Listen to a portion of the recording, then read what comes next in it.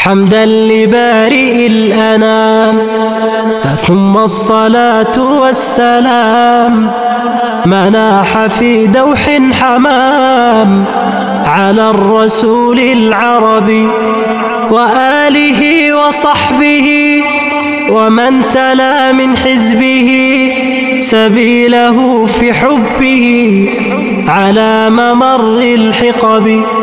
وبعد فالقصد بما أردته شرحا لما قد كان قبل نظما مثلثا لقطرب.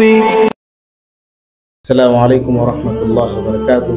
الحمد لله صلى الله وسلم على نبيه ومصطفى وعلى آله وصحبه ومن تبعه. لا أما بعد، baada ya kumhimida al-Haq subhanahu wa ta'ala, kumtakia rehma kipenzi chake na kipenzi chetu Mtume Muhammad sallallahu alaihi wasallam, ikiwa ni katika mwendelezo wa silsila wa halakati za kufanya sharh ya kitabu cha an-Nadhim cha Muthalath al-Qutrubi, ikiwa leo bimashiatillah tunaingia katika maudhui ya al-arf.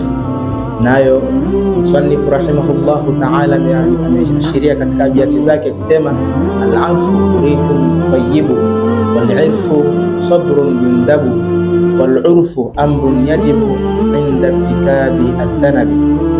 Musannif rahimahullahu ta'ala anakuonyesha kwamba al-arfu inapokuwa na fathi al-ain, maana yake inakuwa ar-raiha tayyiba, ni raiha ama ni harufu ambayo ni nzuri.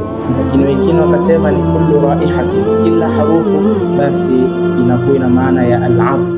Ndio mmoja katika washairi anakuambia katika shairi lake, tanaun ta'arfu tibi yuhda li ahlihi wa laysa lahu illa bani khalidin ahluhu.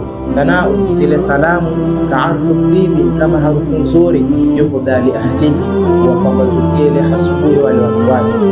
Katika hadithi ya Mtume Muhammad sallallahu alaihi wasallam anaashiria na kwambia, man talaba ilman mimma yubtaha wajhullah, yoyote mwenye kutafuta ilmu ambayo kwamba yenye kutaka radhi za Mwenyezi Mungu subhanahu wa ta'ala, la yatlubuhu illa liyanara ardan min ad-dunya, atafute ile ilmu isipokuwa si kwa kutaka malengo ama matakwa ya kidunia, lam yajid arfa aljanna, mtu kama huyu hatopata ile harufu ya pepo. Arfu hapa imekuja bimaana ya arraiha, tu'arrafa yu'arrifu bimaana tayyaba, katika kauli Mwenyezi Mungu subhanahu wa ta'ala, walladhina qutilu fi sabilillahi falan yudilla a'malahum sayahdihim wa yuslihu balahum wa yudkhiluhumul jannata arrafaha lahum ay tayyabaha lahum.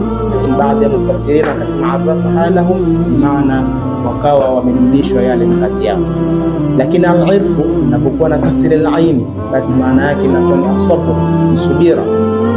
Mmoja katika washairi anakuambia, kulli ibn qais akhi ruqayyati ma ahsana al-irfu fi al-musibati, hakuna kitu kinakuwa ni kitamu katika musiba isipokuwa na subra. Mtume sallallahu alaihi wasallam katika hadithi yake akashiria akasema, innama as-sabru inda sadmati al-ula, subra inakuwa ni tamu ama subra katika musiba ni pale unapopatwa kuna jambo, umepoteza watoto, umepoteleza mali, basi subra inayotakikana ni pale mwanzo unapopatwa na ule msiba. Lakini al-arfu inapokuwa na dhammi al-aini inasomeka al-urf, na maana yake inakuwa kiasli ilikuwa ni sha'ru unuqul faras, zile nywele ambazo zinapatikana katika shingo ya farasi. Lakini wengine wakasema yutlaku ala al-i'tiraf, ufalikiwa ama kumaanisha al-i'tiraf, kule kufahamu kama umetenda madhambi kisha ukatubia kwa Mwenyezi Mungu subhanahu wa ta'ala.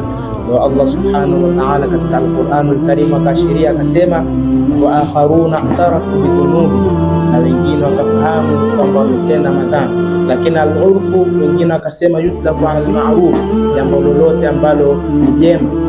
Mwenyezi Mungu subhanahu wa ta'ala katika al-Qur'an anasema, khudhil afwa wa amru bil urf, al-urf ikiwa bimaana mambo mazuri ama mambo yote ambayo ni mema. Lakini yutlaku ala al-ihsan, walikiwa kama katika jambo zuri.